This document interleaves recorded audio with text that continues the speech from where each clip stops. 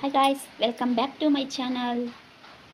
ಹಳೆ ಆಗಿರೋ ಬಳೆಗಳನ್ನು ಹೊಸ ರೀತಿಯಾಗಿ ಮಾಡೋದು ರೀತಿ ಅಂತ ತೋರಿಸ್ಕೊಡ್ತೀನಿ.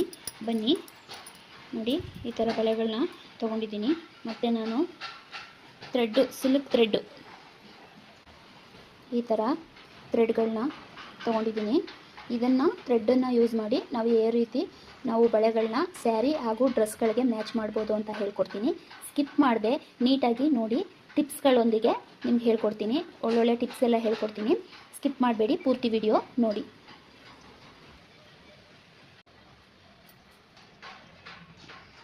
ನೋಡಿ, ಹಾಕುವಾಗ ಆದಷ್ಟು ಇಲ್ಲಿ ಇದರ ಥರ ಎಳ್ದಿಟ್ಕೊಂಡಂಗೆ ಹಿಂಗೆ ಹಾಕೊಳ್ಳಿ. ಟೈಟಾಗಿ ಬರುತ್ತೆ, ಲೂಸ್ ಬಿಟ್ಕೊಂಡು ಹಾಕಬೇಡಿ.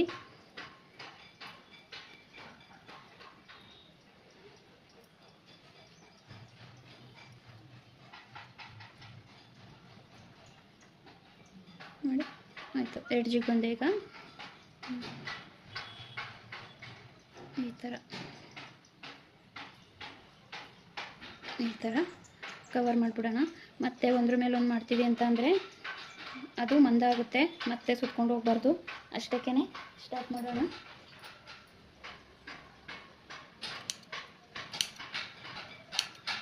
ನೋಡಿ, ಈ ಥರ ಕಟ್ ಮಾಡಿಬಿಟ್ಟು ನೀಟಾಗಿ ಗಮ್ನ ಪೇಸ್ಟ್ ಮಾಡ್ಕೋಬೇಕು, ಇಲ್ಲಾಂದರೆ ಎಲ್ಲ ಬಿಟ್ಕೊಬಿಡುತ್ತೆ.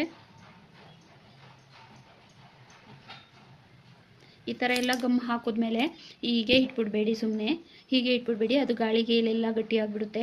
ಕ್ಯಾಪ್ ಹಾಕ್ಬಿಟ್ಟು ಹೀಗೆ ಇಟ್ಕೊಳ್ಳಿ. ನೋಡಿ, ಇದನ್ನು ಈ ರೀತಿ ನೀಟಾಗಿ ಕವರ್ ಮಾಡ್ಕೊಳ್ಳಿ. ಆದ್ರಾ? ನೀಟಾಗಿ ಕವರ್ ಆಯಿತು. ಈಗ ಅದು ಒಳಗಡೆ ಸೇರ್ಕೋತು.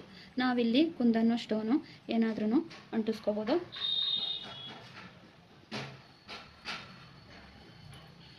ನೋಡಿ, ಈ ಥರ ಸುಮ್ಮನೆ ಅಂದಾಜಿಗೆ ನಿಮಗೆ ಎಷ್ಟು ದೂರಕ್ಕೆ ಬೇಕು ಅಷ್ಟು ದೂರಕ್ಕೆ ಈ ಥರ ಹಾಕ್ಕೊಳ್ಳಿ.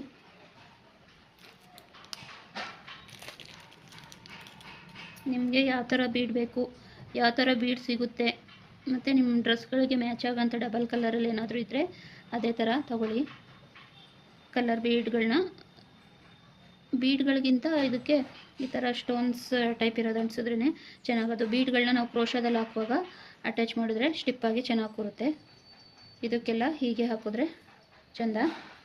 ಬೇರೆ ಬೇರೆ ಕುಂದನ್ಸ್ಗಳು ಬರುತ್ತೆ, ಬೇರೆ ಬೇರೆ ರೀತಿ ಡಿಸೈನಲ್ಲೆಲ್ಲ. ಅದನ್ನು ಹಾಕಿ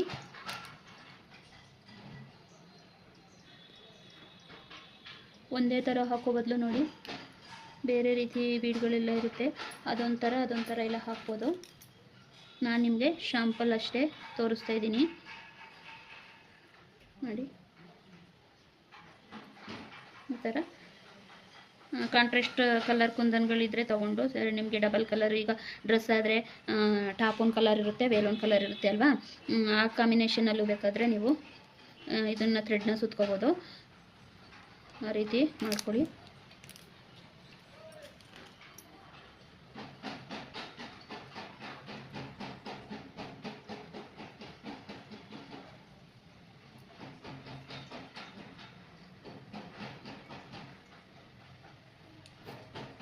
ನೋಡಿ, ಈ ರೀತಿ ಹಾಕ್ಕೊಳ್ಳಿ. ನಿಮಗೆ ಎಷ್ಟು ದೂರ ಬೇಕು, ಹತ್ತಿರ ಬೇಕು ನೋಡ್ಕೊಂಡು ಹಾಕ್ಕೊಳ್ಳಿ.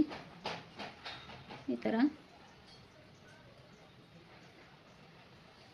ನೋಡಿ, ಇದು ಒಣಗೋಗ್ಬಿಡ್ಬೇಕು. ಈಗ ಇದು ಒಣಗಲಿ, ಹೇಗೆ ಇಟ್ಟಿರೋಣ. ಅದು ನೀಟಾಗಿ ಡ್ರೈ ಆಗಬೇಕು. ಡ್ರೈ ಆಗಲಿ. ನೋಡಿ, ನಾನೀಗ ಈ ಥರ ಬಳೆನ ತೊಗೊಳ್ತೀನಿ. ಈ ಥರ ಬಳೆನ ನಾನೀಗ ಸಿಂಗಲ್ ಹಾಕೋದಿಲ್ಲ.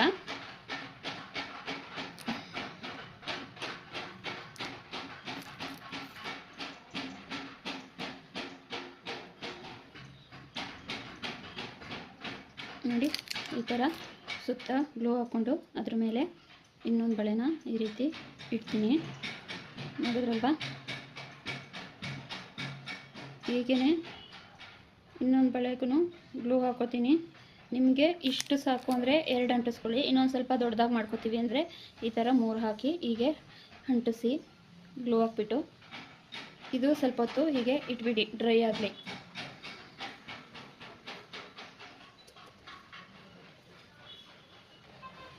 ನೋಡಿ ಈ ಥರ ಮೂರನ್ನು ಗಮ್ ಹಾಕೊಂಡ್ಮೇಲೆ ನಾವು ಇಲ್ಲಿ ಕೆಳಗಡೆ ಗ್ಲೂ ಹಾಕ್ಬಿಟ್ಟು ಇಲ್ಲಿಗೆ ಈ ಥರ ಸ್ಟಾರ್ಟ್ ಮಾಡಬೇಕು. ಈ ರೀತಿ ಹಾಕ್ಬಿಟ್ಟು ಮಾಮೂಲಿ ಈಗ ಪಿಂಕ್ ಕಲರಲ್ಲಿ ಥ್ರೆಡನ್ನು ಸುತ್ಕೊಂಡ್ವಲ್ಲ ಹಾಗೆಯೇ ಸ್ಟಿಪ್ಪಾಗಿ ಇಟ್ಕೊಂಡು ಅದನ್ನು ಸ್ವಲ್ಪ ಒಣಗಬೇಕು, ಡ್ರೈ ಆಗಬೇಕು. ಈಗಿನ ಒಣಸಿದಲ್ವ ಸ್ವಲ್ಪ ಜರುಗಾಡ್ತಿದೆ. ಈ ಥರ ಇಟ್ಕೊಂಡು ನೀಟಾಗಿ ಸುತ್ಕೋಬೇಕು. ನಾವು ಈ ಬಳೆನ ಹೇಗೆ ಗಮ್ ಹಾಕ್ಬಿಟ್ಟು ಸುತ್ತಿದ್ವಿ ಹಾಗೆ ಈ 3 ಬಳೆನೂ ಸೇರಿಸಿ ನಾವು ಇದನ್ನು ಸುತ್ಕೋಬೇಕು.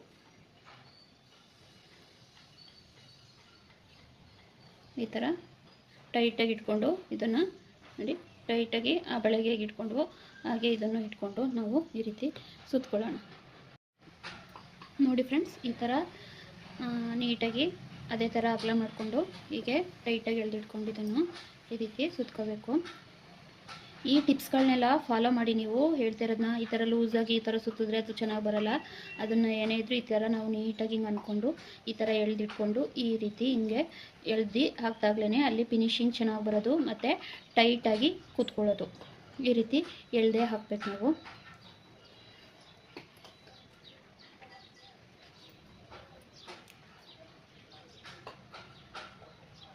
ಕ್ರೋಶ ಬರದೇ ಇದ್ದೋದ್ರೂ ಸಹ ಈ ರೀತಿ ಹಾಕ್ಕೋಬೋದು. ಹಾಕ್ಕೊಳ್ಳಿ, ಮ್ಯಾಚಿಂಗ್ ಮಾಡ್ಕೊಳ್ಳಿ. ಈಗೆಲ್ಲ ಬ್ಲೌಸಿಗೆ ವರ್ಕ್ ಹಾಕಿಸ್ಕೊತೀವಿ, ಸ್ಯಾರಿಗೆ ಕುಚ್ಚು ಹಾಕೋತೀವಿ. ಅದೇ ಥರ ಕಾಂಬಿನೇಷನ್ಗಳಲ್ಲಿ ಬಳೆನೂ ಹಾಕ್ಕೊಂಡ್ರೆ ತುಂಬ ಚೆನ್ನಾಗಿ ಕಾಣುತ್ತೆ. ಜಾಸ್ತಿಯೇ ಹಾಕ್ಕೋಬೇಕು ಅಂತೇನಿಲ್ಲ, ಸಿಂಪಲ್ಲಾಗೇ ಒಂದೊಂದೆರಡು ಬಳೆ ಹಾಕ್ಕೊಳ್ಳಿ. ಇಲ್ಲ ಈ ರೀತಿ ಮಾಡಿಕೊಂಡು ಅದ್ರ ಜೊತೆಗೆ ಗಾಜಿನ ಬಳೆಗಳನ್ನ ಕಾಂಬಿನೇಷನ್ ಮಾಡ್ಕೊಳ್ಳಿ ಜೊತೆಗೆ, ಅದನ್ನು ಚೆನ್ನಾಗುತ್ತೆ. ಸೈಡ್ ಬಳೆ ಇದಕ್ಕೆ ವರ್ಕ್ ಮಾಡ್ಕೊಬಿಟ್ಟು ಅಂದರೆ ಕುಂದನ್ನೆಲ್ಲ ಅಂಟಿಸ್ಕೊಂಡು ಡಿಸೈನ್ ಮಾಡಿಬಿಟ್ಟು ಮಧ್ಯಕ್ಕೆ ಗಾಜಿನ ಬಳೆಗಳನ್ನ ಹಾಕ್ಕೊಂಡ್ರೂ ಚೆನ್ನಾಗಿ ಕಾಣುತ್ತೆ. ನೋಡಿ, ಈ ಥರ ಹೀಗೆ ಅಗಲವಾಗಿ ಒಂದೊಂದನ್ನು ಮಾಡಿಕೊಂಡ್ರೆ ನಾವು ಡ್ರೆಸ್ಗಳಿಗೆ ಹಾಕೋಕ್ಕೂ ಚೆನ್ನಾಗಿರುತ್ತೆ.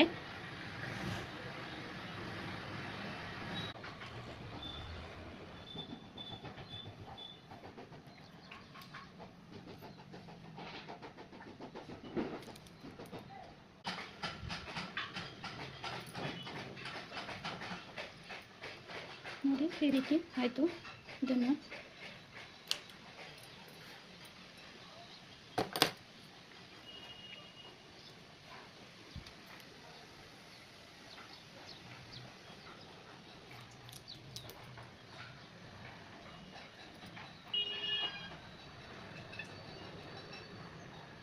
ರೀತಿ ರೆಡಿ ಆಯಿತು. ಈ ರೀತಿ 2 ಬ್ಯಾಂಗಲ್ ರೆಡಿ ಆಯಿತು. ಇದಕ್ಕೆ ನಾವು ಕುಂದನ್ಗಳು ಯಾವ ರೀತಿ ಬೇಕಾದರೂ ಅಂಟಿಸ್ಕೋಬೋದು. ನೋಡಿ, ಈ ರೀತಿ ಇದೆ. ನೋಡಿ, ಈ ಥರ ಕ್ರೋಶಾಗೆ ಸ್ವಲ್ಪ ಗಮನ ಈ ಥರ ಟಿಪ್ ಮಾಡ್ಕೊಳ್ಳಿ. ಅದರಲ್ಲಿ ಈ ರೀತಿ ಕುಂದನ್ಸ್ನ ಹಿಂಗೆ ತೊಗೊಳ್ಳಿ, ಹೀಗಿಡಿ. ನೋಡಿ, ಪಿಂಕು ಮತ್ತು ಗ್ರೀನು ಈ ಥರ ಕಾಂಬಿನೇಷನ್ ಇರುತ್ತಲ್ಲ ಸ್ಯಾರಿ, ಅದಕ್ಕೆ ಈ ಥರ ಮಾಡಿಕೊಂಡ್ರೆ ತುಂಬ ಚೆನ್ನಾಗಿ ಕಾಣುತ್ತೆ.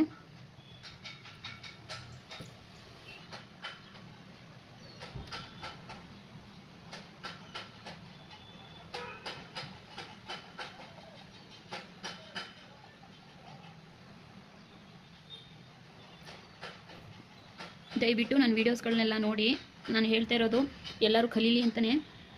ನಿಮಗೆಲ್ಲ ಅರ್ಥ ಆಗ್ತೈತೆ, ಒಳ್ಳೊಳ್ಳೆ ರೀತಿ ಹೇಳ್ಕೊಡ್ತಾ ಇದ್ದೀನಿ ಅಂತ ಅಂದರೆ ದಯವಿಟ್ಟು ಲೈಕ್ ಮಾಡಿ. ನೀವು ಲೈಕ್ ಮಾಡಿ ಇರೋದ್ರಿಂದ ನೆಕ್ಸ್ಟ್ ನೀವು ಮಾಡುವಾಗ ಲೈಕ್ ವೀಡಿಯೋಸ್ನ ಓಪನ್ ಮಾಡ್ಕೊಂಡು ನೋಡಿಕೊಂಡ್ರೆ ಬೇಗ ಸಿಗುತ್ತೆ.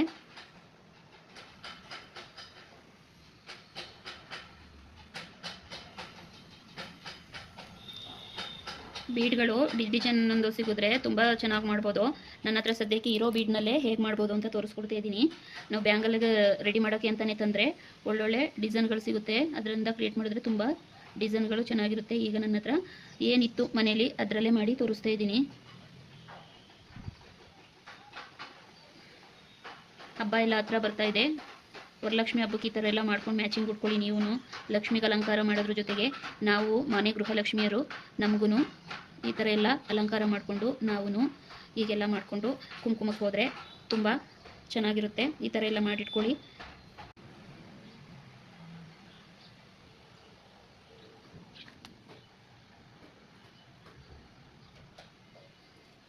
ನೋಡಿ, ಈ ರೀತಿ ಸಿಂಪಲ್ಲಾಗಿ ಹಾಕಿದ್ದೀನಿ. ಸಿಂಪಲ್ ಆಗಿದೆ. ಕುಂದನ್ಗಳೆಲ್ಲ ಚೆನ್ನಾಗಿ, ಇದೆಲ್ಲ ಗಮ್ಮೆಲ್ಲ ನೀಟಾಗಿ ಒಣಗಿದ ಮೇಲೆ ಚೆನ್ನಾಗಿ ಕಾಣುತ್ತೆ. ಈಗ ಹಾಗೆ ಇಟ್ಬಿಡೋಣ ಒಣಗಲಿ.